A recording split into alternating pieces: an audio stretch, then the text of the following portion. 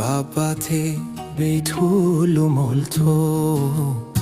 ተትረፍርፎ ለምን ጠፍቶ ከሱ ላይ አይኔ ተነሳ